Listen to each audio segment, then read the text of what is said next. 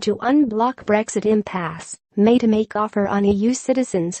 Brussels, Reuters, British Prime Minister Theresa May, seeking to unblock stalled talks on Brexit, promised on Thursday to make it as easy as possible for European Union citizens living in Britain to stay after it leaves the bloc. Weakened by losing her Conservative Party's majority in a June election and failing to rally support at an ill-fated party conference, May had initially hoped she would regain her footing by persuading EU leaders at a two-day summit starting on Thursday to let Brexit talks move beyond matters of the divorce. But EU leaders have ruled that out, saying London must agree to pay more as part of an exit settlement than May has said is acceptable. So, changing the focus, she will offer greater concessions for those EU citizens anxious about their rights in Britain post-Brexit. This is unlikely to alter the outcome of the Brussels summit. Continental leaders have assumed for weeks that a deal can be struck on this issue.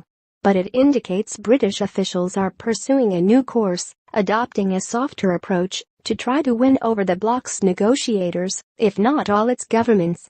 May will say, "We are in touching distance of agreement of securing the rights of the around 3 million people from other EU countries in Britain.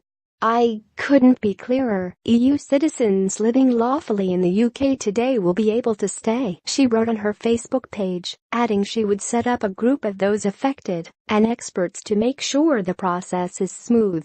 "I know both sides will consider each other's proposals for finalizing the agreement with an open mind. And with flexibility and creativity on both sides, I am confident that we can conclude discussions on citizens' rights in the coming weeks." Offering concessions, May will say that EU citizens settling in Britain will no longer need to have comprehensive sickness insurance, as they currently require under EU rules. A senior government official said the aim was to get clear commitments to swift progress on both sides for an ambitious plan to be set out for what should be achieved in the weeks ahead, and particularly a shared urgency in reaching an agreement on citizens' rights. EU negotiators have, however, so far been wary of British offers that London refuses to back up by giving people a right to turn to the EU court to enforce if British courts do not.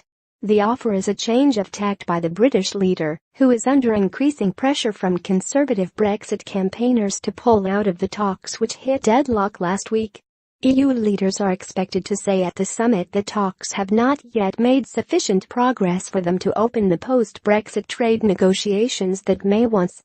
In an open letter to May on Thursday, pro-Brexit politicians and business people said that, unless the EU agreed to trade talks, Britain should signal it was ready to be subject to World Trade Organization (WTO) rules from March 30, 2019, when Brexit takes effect.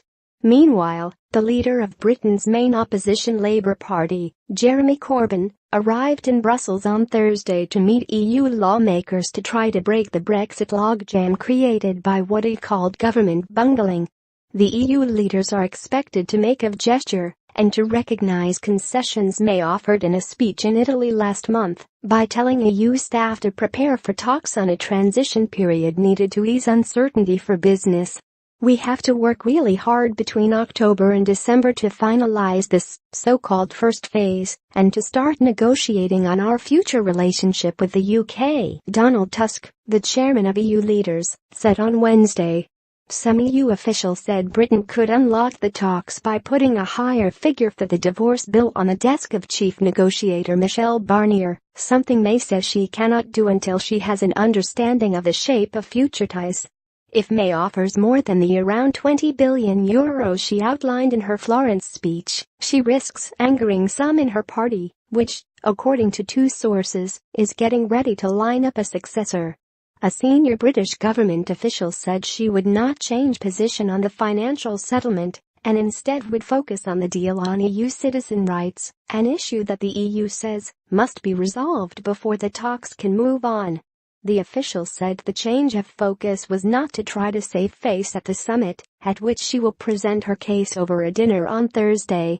She will then be excluded from the other 27 EU members' discussions on Friday about Britain's planned departure from the wealthy bloc. Additional reporting by William James and Estelle Sherbin in London. Philip Blinkensup and Gabriela Bachinska in Brussels. Editing by Richard Baumfirth.